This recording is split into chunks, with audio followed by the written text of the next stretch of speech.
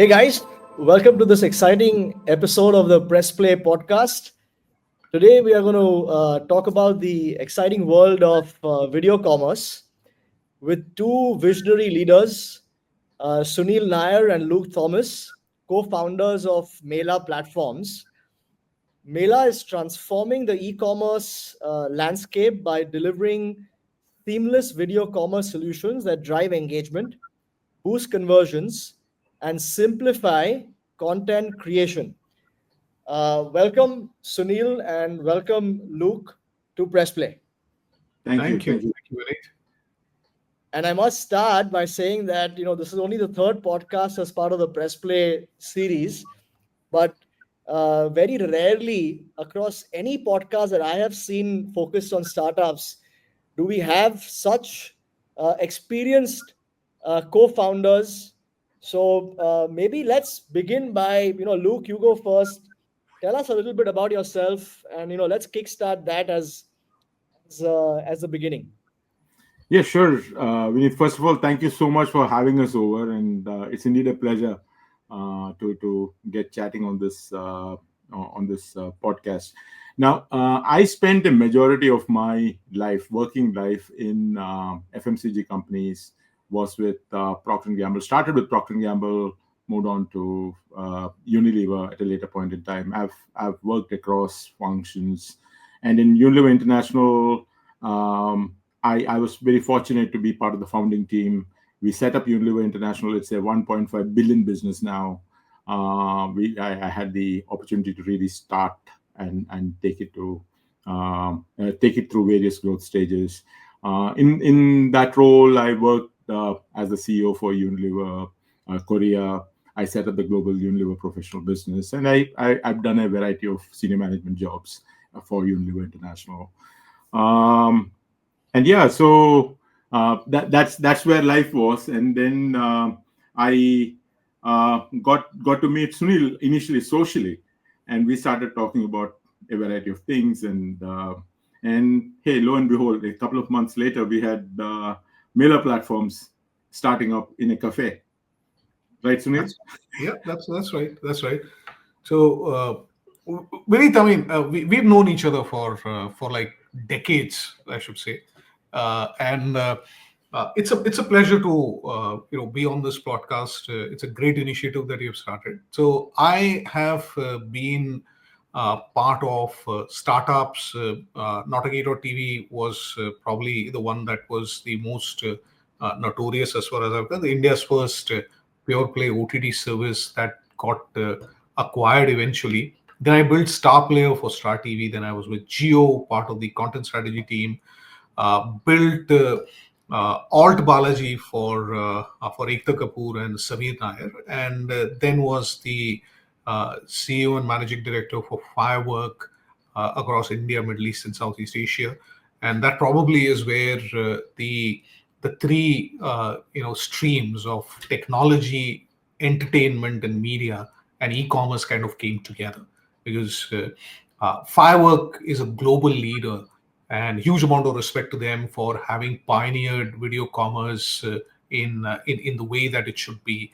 The movement from taking social videos from social media to direct to consumer websites and publishers and all that was something there. So it really fortunate to have worked across these companies and learned so much. So here we are with Mela Platforms, which is probably two really old guys doing a startup. I mean, that's the way sometimes the easy way to describe it. Yeah, I mean, you said right. Lots of experience, and we are starting up from scratch. So great fun. Two old guys, but young at heart, and definitely doing something which is being disrupted by the younger generation. So kudos to you guys for having taken the leap of faith. Absolutely. Thank you. I mean, it is a leap of faith, yes, and it's great fun building this. Absolutely. That's most important. So we'll get to that. So great founding team. Let's double click on what is Mela Platforms. Maybe Luke, you go first, and then Sunil bhai. Right. So, like I said, Vineet, I spent quite a bit of time building Unilever International, the business that we started there. And I really got to see from the inside what it means for a company to really adopt to new ideas and new business models, and starting from e-commerce to everything else that there was. Now, back in 2022, and when we started talking, Sunil, I remember we were talking about how video had become sort of ubiquitous. It is there all across, everywhere. And video had already started seeping into the world of commerce. And but then it was very much bound within the boundaries of the walled garden on social platforms, where the primary reason why people go there was not for commerce, but really for social interaction. And but then that proved a case that video definitely helps with conversion. It definitely drives engagement, the exact things that you're looking for in a commerce platform, in a for commerce platform. So when we got talking, we said, and Sunil already, like you mentioned, was working for Firework, and it was such a natural thing that you, if video drives engagement and conversion, and that's proven already, and 95% of the world's commerce happens on commerce platforms and not on e-commerce platform and not on social commerce platforms, then the power of video should be brought to commerce platforms, and that will drive efficacies there. And that was the origin. That was the thesis. That was the thesis that we started with. And we said, hey, if we had to do this, and Sunil had started doing that with Firework originally, that's why we said, hey, how would it be for us to really bring this to the commerce platforms, and what are the problems that you will face in adoption? And Unilever and most of the other companies that I had an opportunity to interact with, we always have a struggle with adopting to new things. Even be it platforms, be it brands, it's always the case. And we typically employ the model of an enabler. Get an enabler who is specialized in that, because this is not a core function. We just need to focus on doing what we do best, while we get the enabler to really bring in and help us adopt and leverage that particular technology. It is very obvious that there would be a huge opportunity coming in the world of video commerce for enablers, because corporates, brands, platforms, they by themselves are not set up to create engaging, amazing content that can reside on their platforms, which can really drive effective conversion. And that was the thing that really got us to start thinking, hey, why don't we create one full service solution which makes it sort of a plug and play for corporates to really get the entire stack from one point, making it really zero friction. And if we can put that together, that'd be amazing. That's the thought that we started with, and then we went on to create Mela, which actually is an end-to-end platform for enabling video commerce, shoppable videos, live streams, and for hosting live stream festivals. So that's the backstory to how Mela got created. And just adding to what Luke said, over the period that you interacted with SaaS companies, tech solutions that have been sold as a subscription, the one thing that was very common amongst a lot of the SaaS companies was that, and particularly where there is creative content involved, was that while you would buy the platform for and be willing to pay a year's subscription in advance, you churn out the moment you don't have anything to put into it. And creating content is incredibly difficult because content is subjective. It's a very fragmented ecosystem that exists. I mean, creating content is not putting a ring light and an iPhone and start creating content. You need to look at data. You need to look at a lot of things. So the one learning was that video commerce SaaS companies were having massive churn. They continue to have that kind of churn. And the only way that churn would get stopped was if we were to give them an integrated solution. Somebody who would be responsible for the technology, the integration, running, managed services, content creation, managing the talent that is required to create the content, and then finally, linking it back to data analytics, some amount of predictability, all of that. So Mela Platforms idea, I mean, when we were bouncing in October, November of 2023. Hey, how does this work? Let's look at models. Every time that we spoke to a major brand, we spoke to a major platform, the question that came is, we know that video works, but we cannot scale it because there is a limitation in terms of what we can do. Hence, brands were doing like, you would have brands that were doing like 10 live streams in a week, and those 10 live streams were so scattered without any data on that. The kind of returns that were coming out of them was superficial. Right. So our attempt was that let's take the fragmented pieces, right? Put that model together, create the infrastructure that is required to deliver a cohesive, well-defined product, and let's build it in a manner where it is easy for a direct-to-consumer brand to just start working. The tech is not heavy. We weighed around what would be the amount of investment that they will need to do. 10 to 20% of investment is on technology, rest is content. So why don't we give both together and use a lot of the tech learnings that we have and the visibility to create the product? I mean, that's the genesis of Mela Platforms, and it was a very fun kind of there's this coffee shop called the Tiang Baru Bakery Cafe.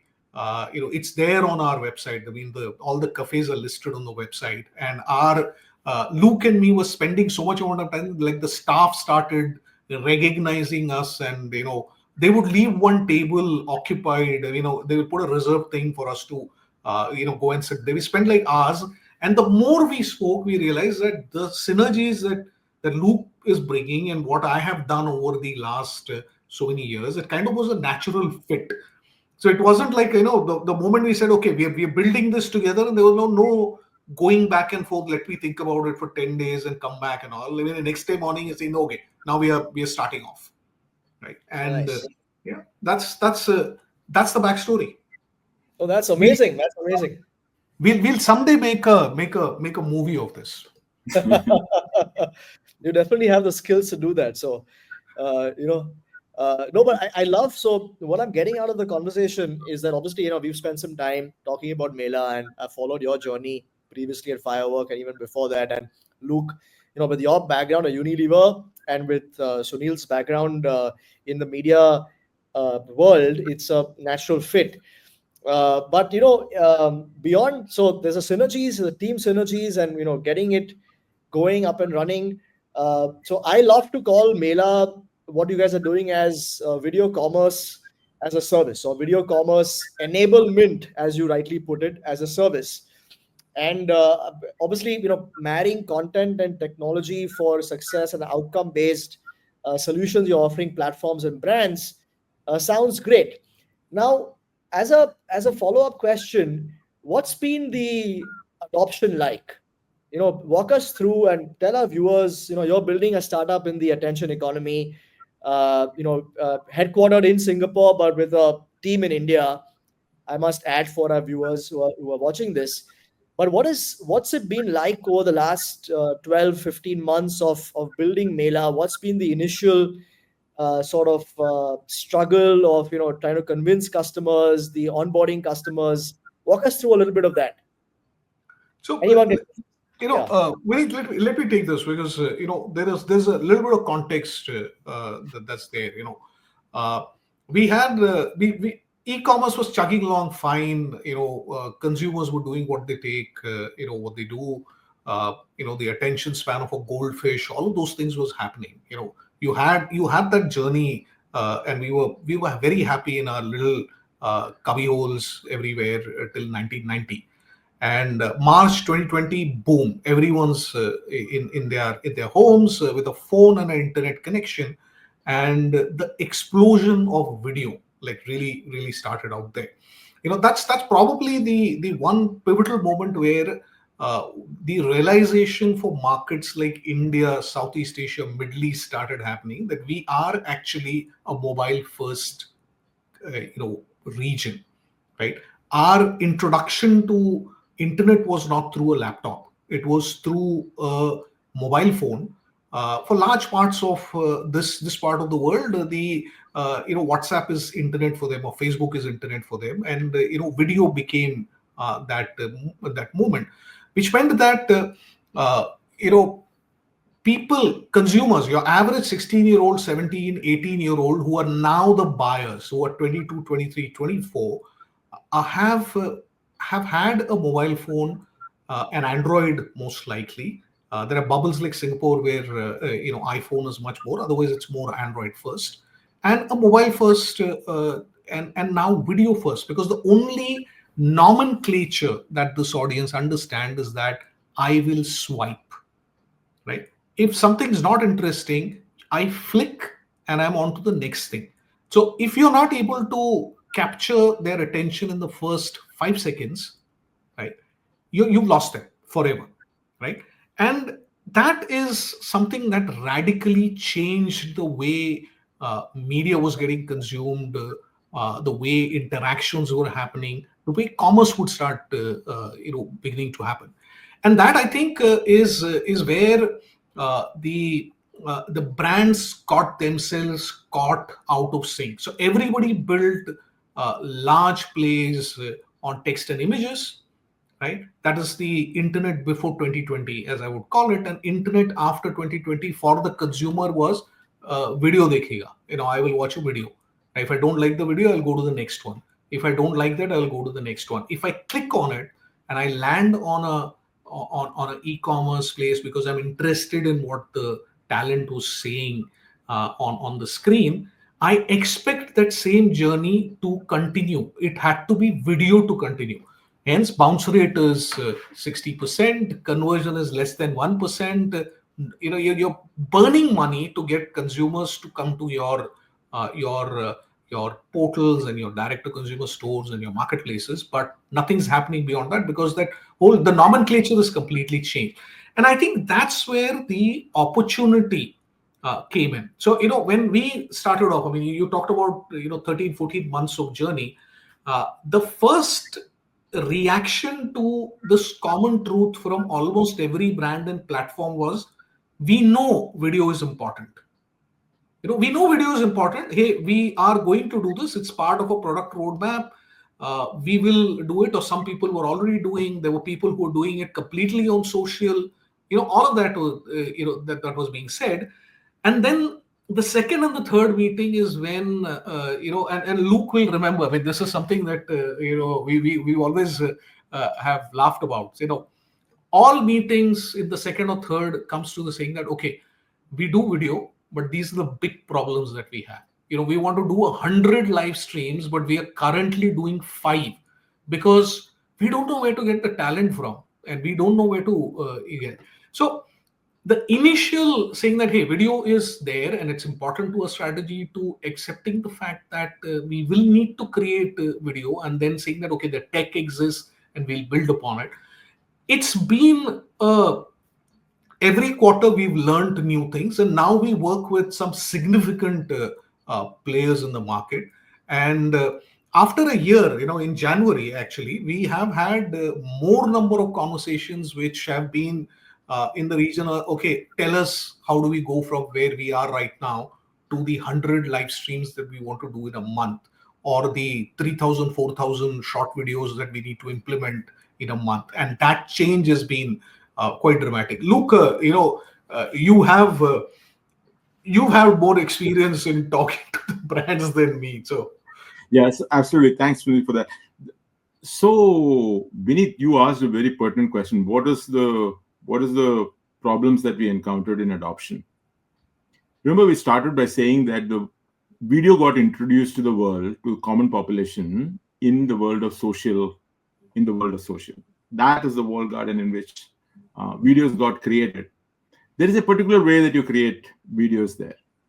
But, retail is a very simplistic world. It's a very simple world. There are some axioms that always work. One axiom is assisted selling helps purchases happen. If you have a beauty advisor standing in a Sephora, she will advise you on the makeup that you should buy, and the chances of you buying are much higher when there is assisted selling happening versus you have just a product kept on the shelf. Second, you need to establish the trust of the consumer. You need to communicate not just a gimmick, not just something that will catch their attention. And this goes up disproportionately as the value of the purchase really goes up, right? And because people were on social media platforms, they got used to having this attention deficit way of looking at videos. I mean, you would just flick and go across. How much of information do you communicate in that 30 seconds? Yeah, you might catch their attention, but can you communicate all that your brand wants to communicate in that 30 seconds? Then why are you surprised that there is no sale happening on a social platform where people have the attention of what, a goldfish, and they're just going on, they just stumbled on you anyways, and they're going on to the next thing that is interesting for them. So if you really want to bring the power of assisted selling to platform, then there is a cadence with which you should be approaching the video commerce solution that you're putting up there. But because brands were used to social commerce, though they were getting zero output, most of the brands will tell you that they're getting very little throughput from social media platforms for the higher value products that they're trying to sell there. What product would you decide to buy in 30 seconds, which costs $250? Very rarely, right? Very rarely would you do that. Now, when you bring that to platform, then you need to create a different sort of content. You need to keep the attention of the person. You need to create, and it is not new stuff that we have to create. I encountered live commerce for the first time when I launched Magnum ice cream on in Korea on TV home shopping, right? Wow. And that was not with huge influencers or whatever else. It was a completely out of left field sort of an approach for us to launch because of the constraints that we were under there, and we were not getting shelf space. That we really went to home shopping, but it taught me a lot of things in terms of what works when somebody's observing you on a live stream shopping, and what is it that you should be saying really to get their attention, to get their trust, to make them want to swipe the card and get the product that you're trying to sell. So because brands were, going back to your question, so because brands were used to the social world where they were seeing 1 minute attention spans and purchases not happening, and they had given it out to influencers saying, hey, you sell what you want and then we will give you affiliate fees for that. That model was, I mean, they didn't have anything to lose, right? They were just getting that done. Converting them from that to actually saying, come, let's execute the basics of retail, right? Let's execute the basics that are required for you to sell on the platform. Let's create really good class live commerce solutions and content. That was definitely something that took a lot of selling for us, scripting things out, and then communicating that. But it started to change significantly. Like Sunil said, beginning of this year, somehow there's been so much more interest in good quality shoppable videos, good quality live streams, and people want to do live streams at scale. And people start to understand that the quality of content matters. It is not just the gimmick of the influencer, right? And the brands are now starting to say, hey, by the way, influencers were saying their stories on social media platforms. Here's a chance for us to start saying our story and converting selling products to actually selling experience on platform, which is driving conversion. So that's the journey that we are on. And that was the one big hump that we had to cross getting to where we are now. No, absolutely. I think I love what you spoke about, Luke, and obviously Sunil, mentioned this earlier as well. But essentially, you are a marriage of content and technology, and content cannot be sort of underspoken about here because it's so important when you're offering an experience, as you say, right? And also, in a way, you guys are offering assisted selling also as a service, as part of video commerce enablement as a service, which I don't think any startup that I know in the space is offering. So that's also a USP to speak about. But taking a step back in a way, I've been in the video industry for many years, and we always heard about people say that this is something that has come from China. There is live streaming that has really gone berserk in China, and all these influencers are becoming millionaires, selling lipstick and makeup online. And it literally is like a well-oiled machine, and we always have been hearing about that for years. Let's address the elephant in the room, that why will this work?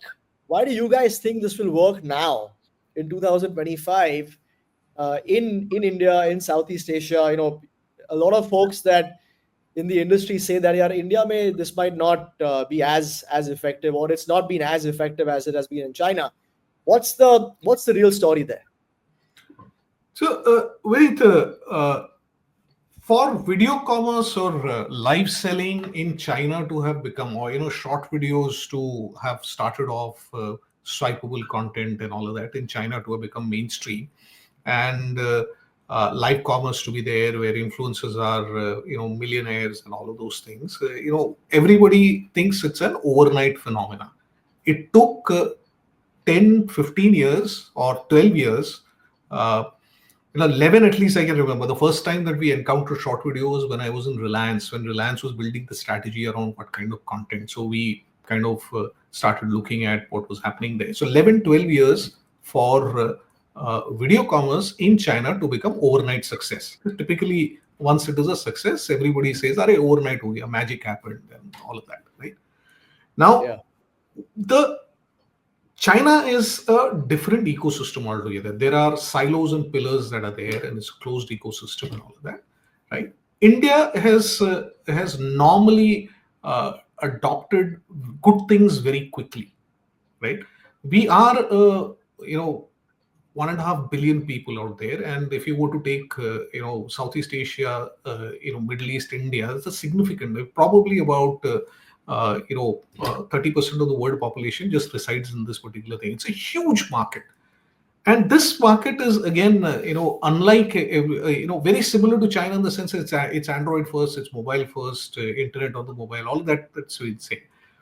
Now, either we are fooling ourselves, way back in 2006, people said that OTT will not work, right?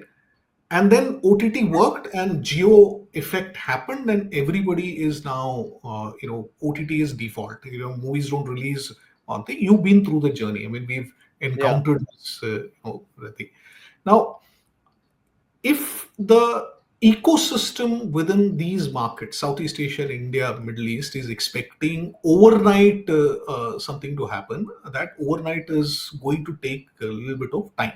And that started off somewhere in 2019, 2020, when the rounds were done and we were, talking about video and, everything. Now, large platforms, the largest e-commerce player in India is talking video first.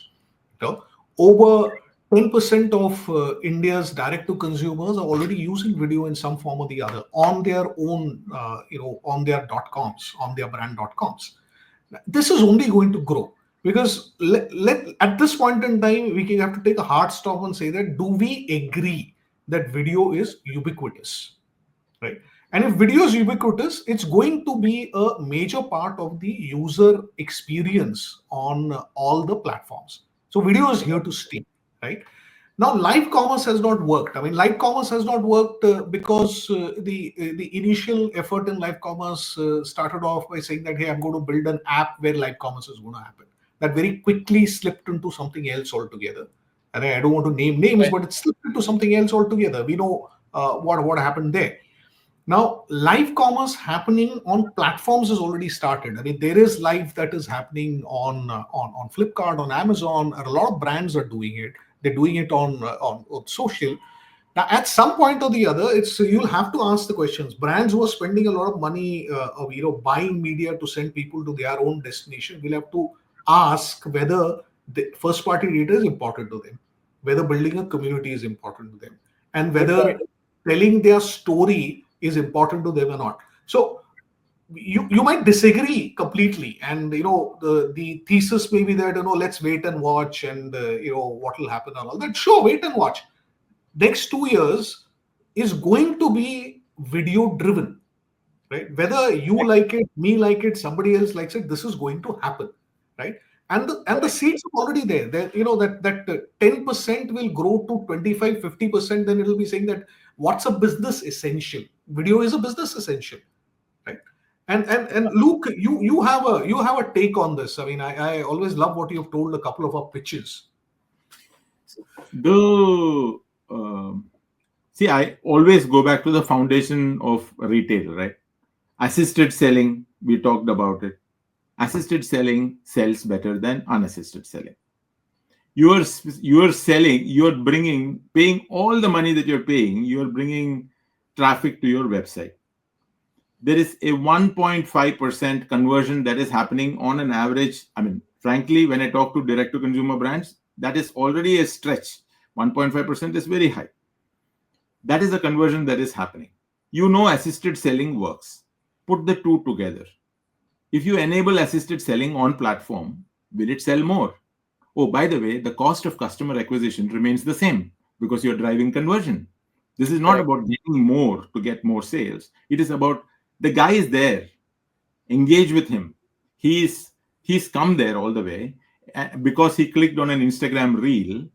Give him a good experience there. Tell him more about your brand story. Tell him why he should be the person who's going to be your next customer, and he will buy. And he will Yeah, buy. So, uh, absolutely. that's one thing that I would definitely say is needed to be done on platforms. Second thing is that like with any innovation that comes into market, there is a lead set of players who really go out of the way and adopt the innovation, and they start to tinker around with that frankly have been D2C brands in India. But now, considering where we are and the conversations that we're having, Sunil, I think I can say this confidently that the variety of industries that are talking to us about wanting to video enable their platform Mm, is mind-boggling. I mean, it's not just commerce platforms that we're talking about. It's people who want lead gen to be done, people who are selling in the world of real estate. There's so many players who are really talking to us saying, "Hey, video communicates so much more about our story rather than a couple of GIF messages that we can say, which people don't read anymore because they are attention starved." And if I can make it interesting, then there's so much opportunity for me to communicate better. And the other interesting thing that started to happen is, in fact, we're working with a partner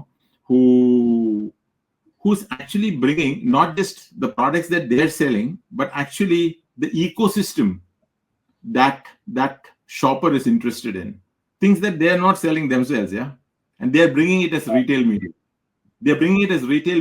And they're telling the partners, this is a platform that serves farmer communities in India. And to that audience that is there, instead of just selling the product, they're actually bringing banks and tractor company, machinery, fertilizer companies all to that platform and saying, you know what, this is the best sort of retail media. This is like targeted users that you have. wow, This is the that's best amazing. word. So when you listen to these things, these are the point I also have to say is that there is a reason why it didn't work in India. It is because you did not execute well on the basics. That is Right. what is execute well on the basic. It is an execute, and everybody knows what execution needs to be for it to sell in a retail environment. Adopting that into the e-commerce world is no rocket science. It's exactly the same thing, but done digitally. That's about it. Right. No, great answers. I mean, also, this year is going to be about. There's a very famous or soon to be famous acronym that I'm a big fan of, which is SFV, right? So short form video. Yes. Just to say that the way you guys spoke about the right audience at the right time, and to think about it, right? 2016-17 is when Reliance Jio really came up. So it's been 7-8 years since we bandwidth cost went from $2.6 a GB to 26 cents a GB. And this is the pitch that, going back to the way we used to pitch to our content owners, that hey, this is the time where you have to adopt video.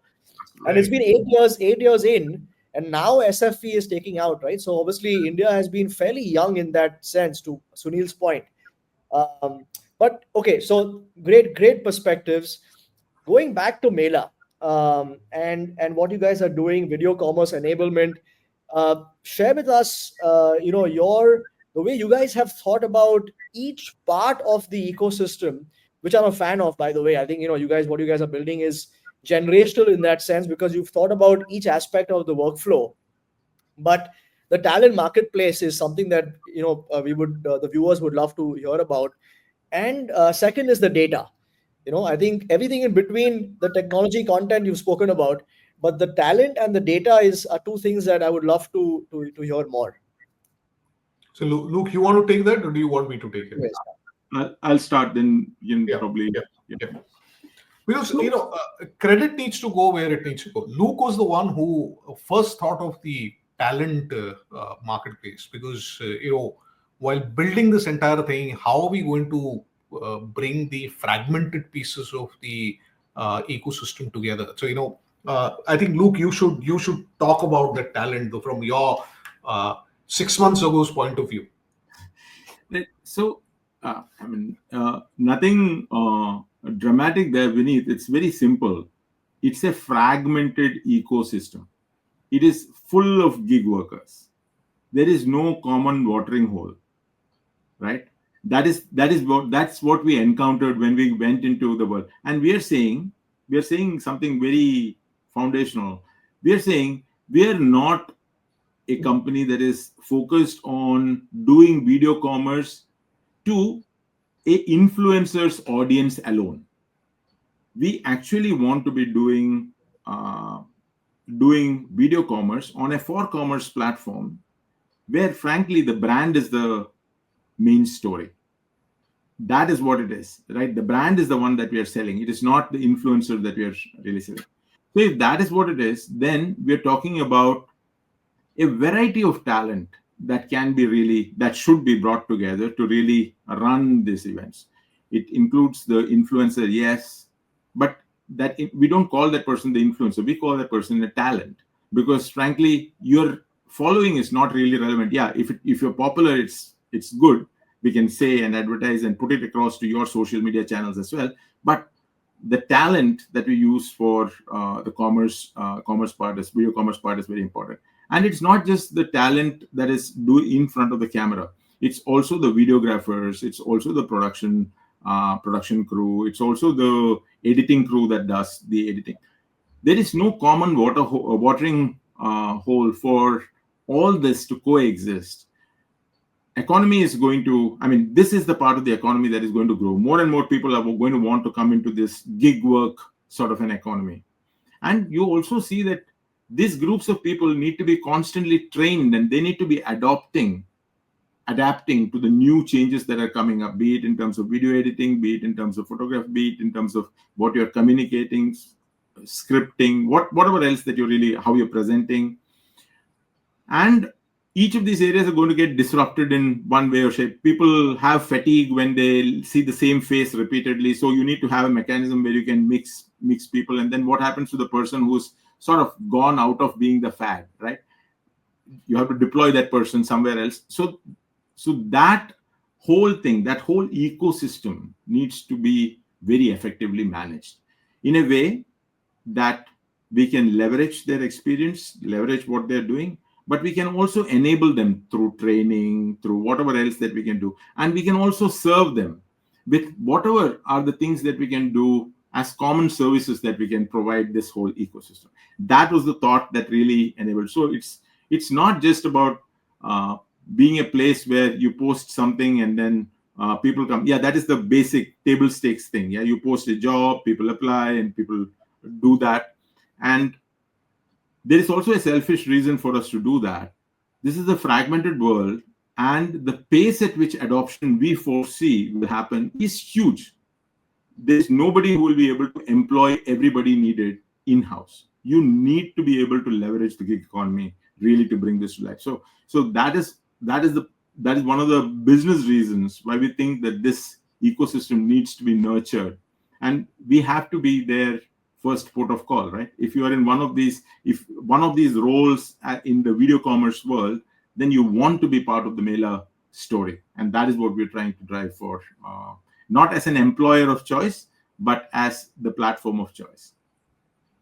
Yeah, so, we need just carrying on from what Luke said. We operate in, we got customers in the Philippines. We're working with agency partners in Indonesia, Malaysia, Vietnam, and India is obviously. I mean, India is where the largest team exists now. Every time you look at the creation part, tech deployment or post tech deployment, if you need to create videos, if you want to do, even a small brand wants to do like a 30 videos thing and multiply it by 1,000 videos, the question that comes is this scalable? Right? How are you going to put like 100 editors and a big back office team and all that? Then it becomes, the whole model becomes non-sustainable. Now, Talent Mela is a closed engine right now. I mean, things that come out there is basically what our in-house requirements are, right? If you're working with 20 brands, that requirement is put out there, and we have got now, the last 1.5 months, we got about 300 people 300 odd people who have started working with us on that particular thing, and it'll only grow. Now we haven't introduced it into all markets. It's in India because that's where the largest amount of action is. Slowly, it's getting into Indonesia. Later today, we have a call with an agency partner where we're looking at exploring how we can take that. And what we are doing is we're working with the local ecosystem. Like in Singapore, we're working with SG Innovate to do that Singapore government's innovation program for what we can do in terms of certification for video commerce thing. We on a monthly basis, we are publishing playbooks, which we very openly say that we are publishing this on LinkedIn, on our handles. We're putting it out there, we're emailing it, we are making it available to the ecosystem, saying that it doesn't matter. I mean, that is not secret sauce. We have observed data, and this is what we know has worked in the last 6 months, the last 1 year. So here's the best practices. If you're a beauty and cosmetic company, this is what you need to do. Doesn't matter, you don't do it with us, but do it with somebody, but do it the right way. And that has helped quite a lot in terms of being able to create. So this is, Luke calls this the market making move that we are doing. And that I think is very important to the DNA. I mean, like where Luke has come from, where I have come from, we've always done something which people have said is not possible to be done, right? Selling Magnum ice creams in Korea is not possible to do it in the normal way. So you go sell it on teleshopping network. Ekta Kapoor wanting an OTT platform and it being a technology product is not something which is, normally. I mean, there was a lot of discussions in economic times whether it will work or not. It worked, and great team effort in making that happen, and that's market moving. The massification of OTT content in India started at Alt Balaji, and today everybody repeats what Alt has done. Those are pivotal moments, and I think we need to recognize that. And Talent Mela, and coming back to thing, Talent Mela is that platform that we have put together. It'll release into the open slowly. I mean, don't want to give it a major body blow by releasing it suddenly, and something going wrong. We'll build it incrementally and grow as the projects and the customers grow. Yeah. Got it. No, I think two great points you mentioned there, which are obviously the market making or the market moving stuff that you're doing with the playbooks. I mean, in my previous life, we used to call it like a manifesto for a company, and so we had a manifesto of transforming the experience and economics of video. And so similarly, I would encourage the viewers to check out, and we can share links of these playbooks. And you will also learn something, whether you are a commerce brand or you are in the video or media industry, in terms of what the best practices are. And then I think going back to the data, I think the particular interest, where I found it very interesting from my point of view, is that you can sell a SaaS product, but to have the right outcome for the SaaS product is where the services element comes into the picture. And I'm a believer that, when you're selling video SaaS, you cannot sell it as a standalone. You need to have a services element so that the right outcome is achieved by the user who's using that product.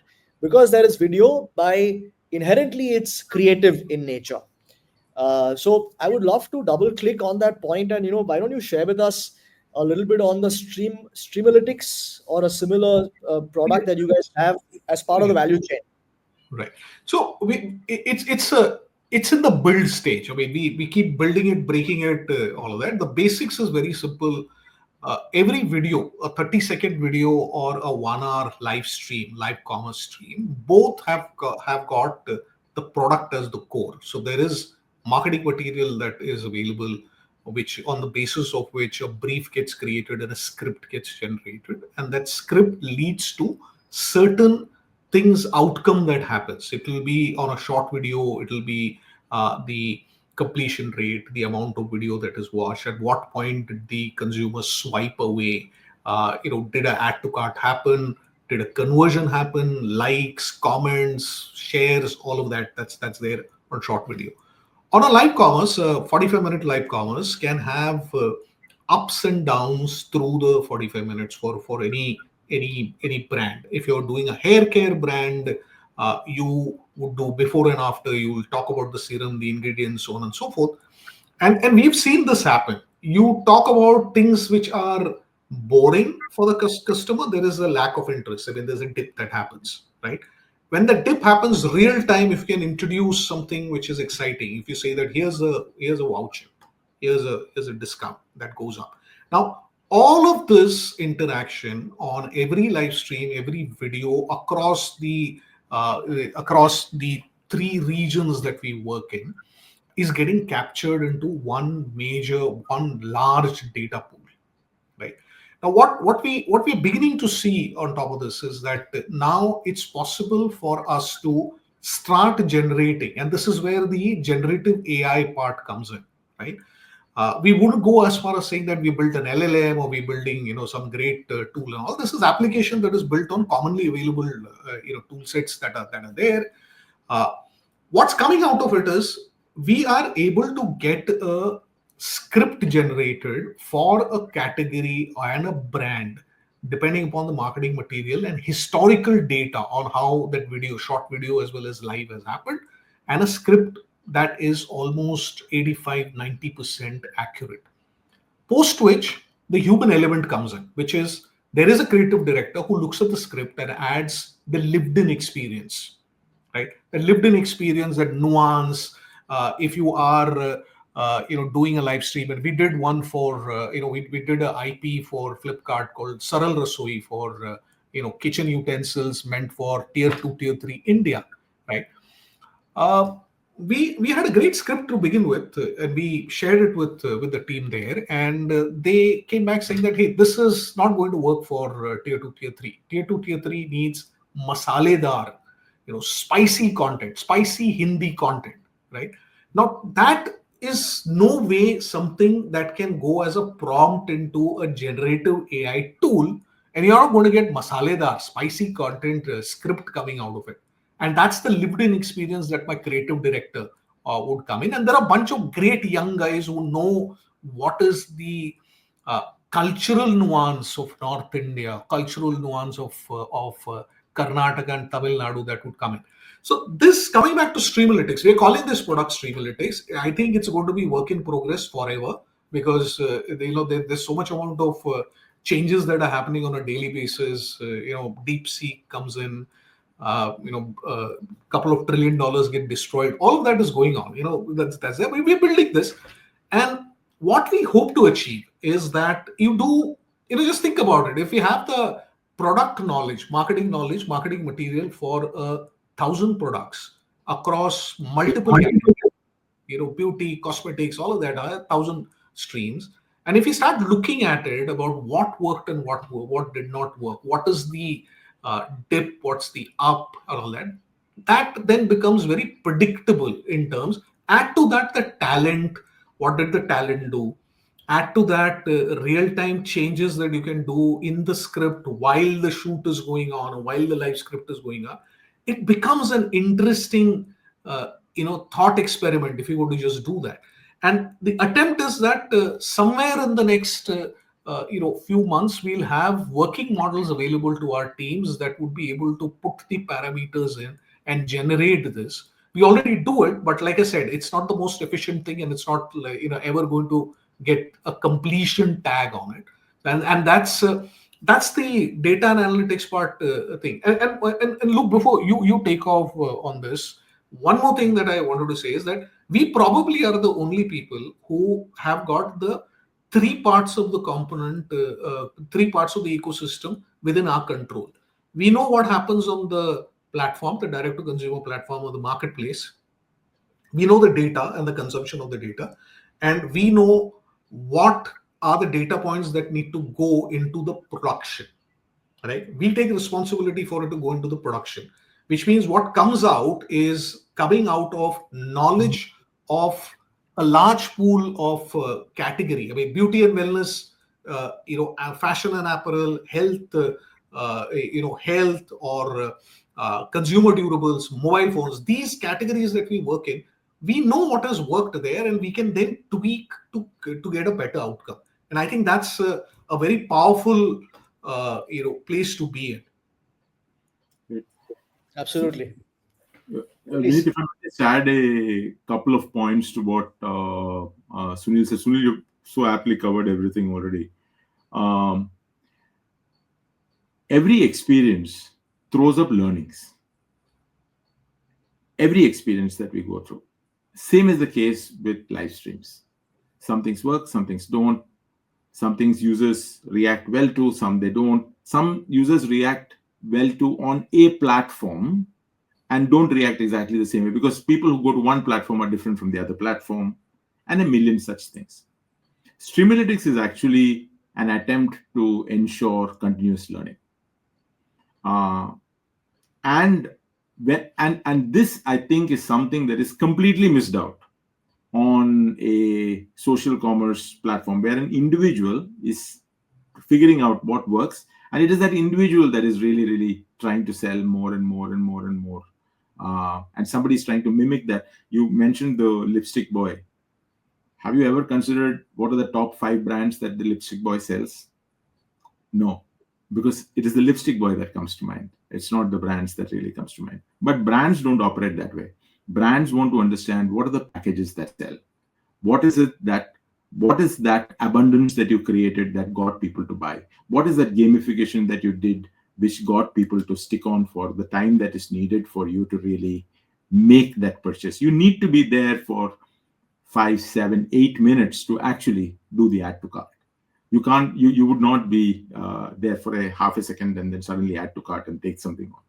So if we want to, and remember again that we don't really use influencers with antics. We use common talent who are trained the Mela way with scripts that are Mela written, and they execute the sale on platform. Sunil told me about the Muji store and their firework implementation. That is firework implementation. Yes, they realized that the best salespeople are the shop girls.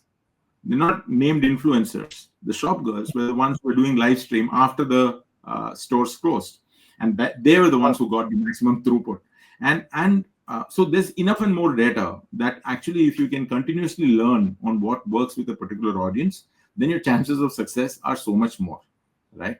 And that is the attempt of Streamalytics, and we think that will end up being one of the strong reasons why brands will partner with us. Right? It's not pieces of data. It's not content created from a creative standpoint alone. It is content created for successful commerce that is creative. Right? It's data backed. Yeah, absolutely. Absolutely. No, beautiful, man. Beautiful. I think that's important. That's a story important. That's important to communicate with viewers, is that, it's content technology, but there's a before and after in terms of the talent and the data. Yeah. Oh, fantastic. Sorry, I just forgot to mention one thing that differentiates. Yeah? Do you know that only 40% of any live commerce sale, and this is tested out, right? when you're doing a live event, only 40% of the sale really happens during the live commerce event itself, because not everybody comes to Really? the commerce event right there at that time. 60% happens post live stream, um, on the platform, and that you need to have a cadence of having it on platform as highlights, as whatever else, for a period of 15 days, 20 days, depending on whatever cadence that you can track. So everybody who's struggling with doing the maximum amount of sales, guess what? If at all you had a place where you had live streams done, where you could deploy the highlights of your live stream for a period of 15 days, you would have got 1.5 times the sale that you did. Whatever the sale that you did, you would have got 1.5 times sales more than that. So, Wow, that's gold dust. That's gold dust, man. Thanks for sharing, Luke. yeah. Uh, no, fantastic. I think we've covered a fair amount of Mela related topics on the product. Uh, on the business side, what does 2025 and beyond look like? Luke, it's it's your favorite topic. See, we believe in, as a team, we believe in one concept of land and expand. That goes with platforms, that goes with countries, that goes with categories, right? uh, we try to take paths of least friction for us to really land, and once you have the engagement going, then we can actually expand to all the services that you offer. Frankly, the name Mela actually suggests a fun fair where we're doing multiple live streams over a couple of days, and it's a big fest that we want to do. That would probably be the end state. We figured that the path of least resistance actually goes through shoppable videos being implemented on platforms. Shoppable videos are the things that people are most ready to go implement on that solution. So when we now pitch things to brands, it's primarily to start with shoppable videos. Let's implement shoppable videos on your platform. Drives engagement, drives conversion. That's what you want to see more of, right? So, and then we slowly say, oh, by the way, this tech stack that you implemented can also do live streams on platform. And we can organize for multiple things that can happen there, and so on and so forth. So that's how the journey goes. And take this thing again in the context of categories. We started with the normal e-commerce categories, but then now we've started planting our flags in the world of real estate, in the world of automobiles. So we're planting those flags. We're expanding across category. I mentioned the farmer community app that we're talking about. So this is a B2B app. So that's a separate cadence altogether. Then we are also starting with publishers. So these are all separate categories. These platforms have their own nuances, and we are establishing our flags in one of this. And we are learning from each of these implementations, and then we start to expand with those verticals across markets. Right? There are multiple players in the market that we'd go after, and then we would do the geographic expansion as well. Similar to that, Sunil already mentioned we have partnerships set up in Philippines already. We're working on, in fact, later today, we're going to have a conversation about a pan Southeast Asia discussion about a partnership that we want to establish in multiple countries here.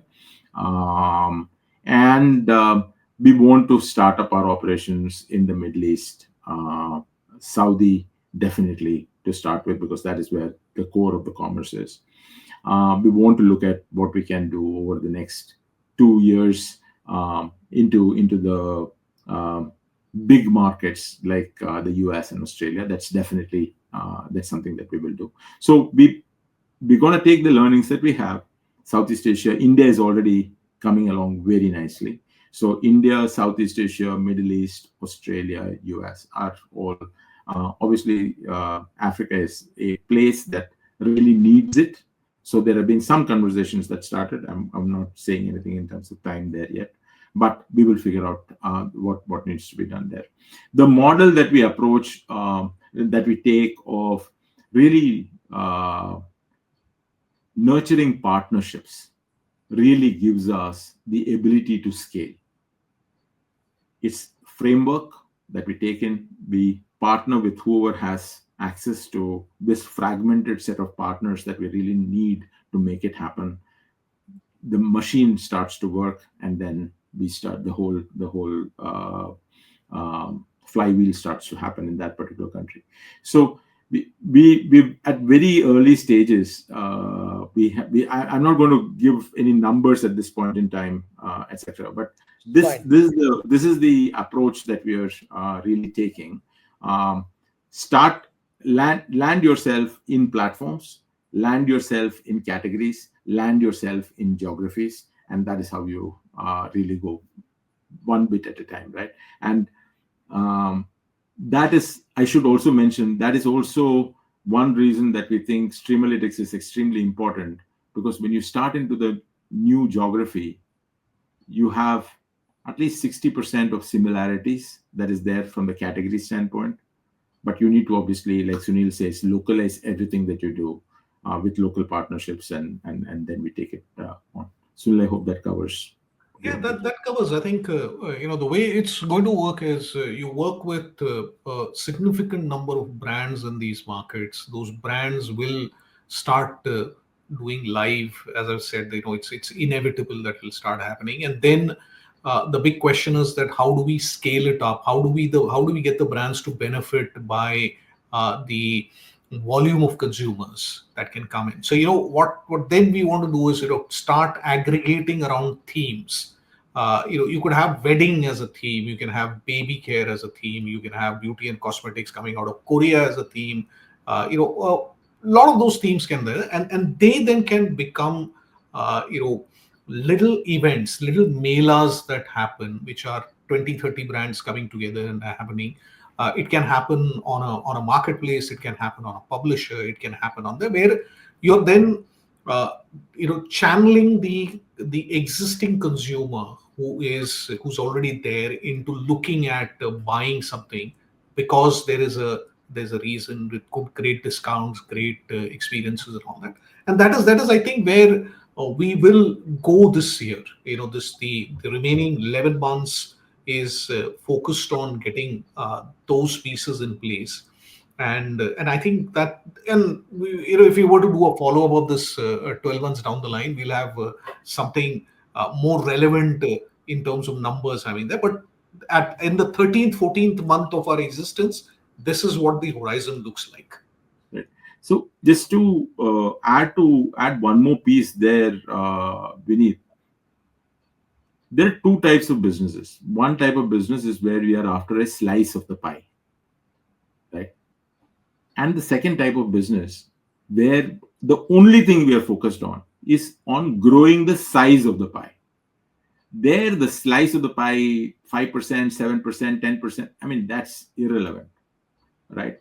It is in growing the size of the video commerce pie that we will find success. And that is why it is important for us to land into multiple places and then start to expand. When the wave starts to happen in a particular country, there will be many more that will join the bandwagon, right? It's market making. It's not market participation that we are after. All right. So that's the way that we look at business. No, that's amazing. I think on that note, we will come to an end to the podcast. Thank you for your time, folks. I think for our viewers, this has hopefully been an education in starting up, and then also executing, most importantly, but also then planning to scale up. So, for folks who are in the attention economy, as I like to call it, um, Sunil and Luke represent the very best, who are building a ecosystem establishing company. So kudos and good luck to both of y'all. Thank you, Thank Vinny. you. Thank you so Thank much. you for having us on the podcast, and great interacting with you. Thank Same you, here. guys. Thank you. Thank you. Thank you.